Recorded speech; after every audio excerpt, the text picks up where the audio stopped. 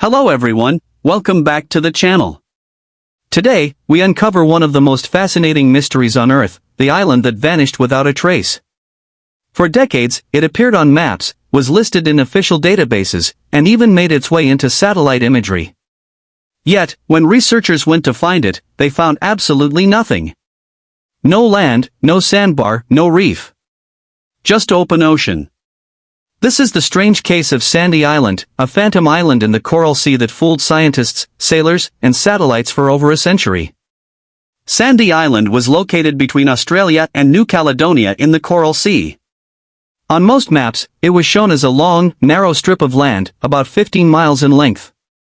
Its exterior was described as being flat and featureless, resembling a classic sandbar island, sitting alone in the vast blue ocean.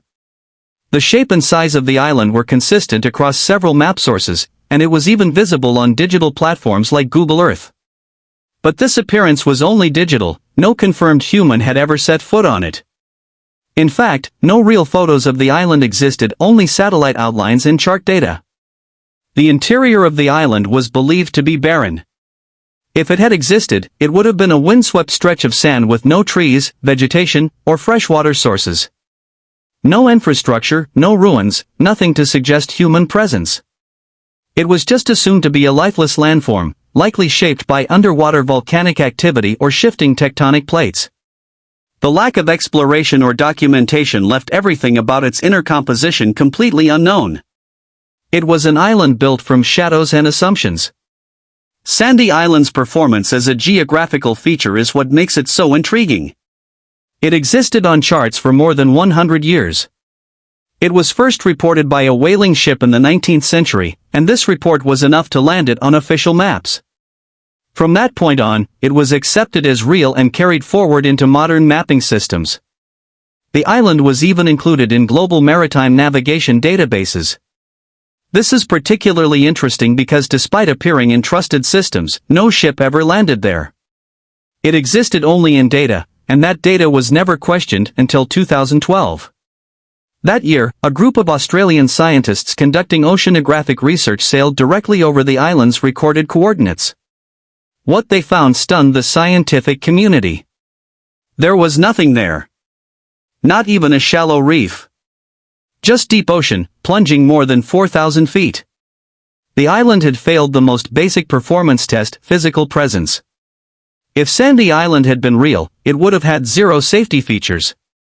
It would have been a potential hazard for sea navigation. A low-lying sandbar in the middle of a shipping route could have posed a serious risk to passing vessels.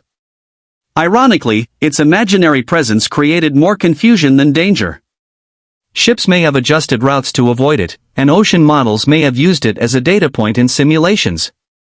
The absence of safety features meant it couldn't provide shelter, resources, or refuge, but it also never endangered anyone because it was never truly there.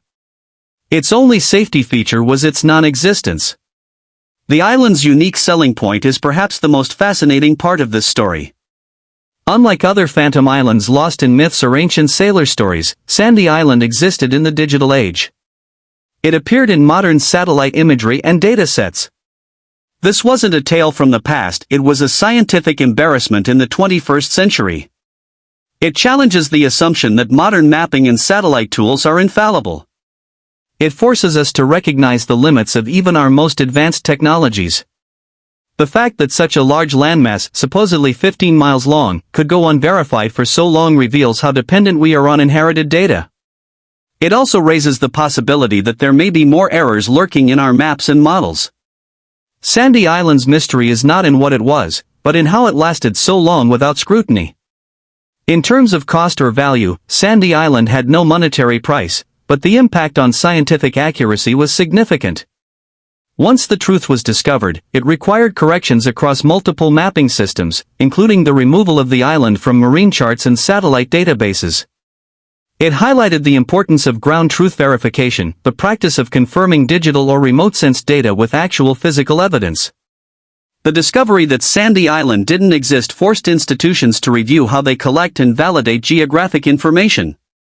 It was a wake-up call to data scientists, cartographers, and explorers. In the end, Sandy Island serves as a reminder that even in an age of satellites and global connectivity, there are still gaps in our understanding of the planet. An island that never existed managed to live in our systems for over 100 years. It had a name, a shape, and a location, but no substance. Its story teaches us that mystery doesn't require myth. Sometimes, human error and unquestioned assumptions are enough to build legends.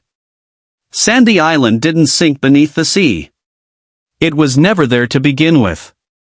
Yet, it leaves behind a legacy of curiosity, reminding us that the world still holds secrets, even in the places we think we know best.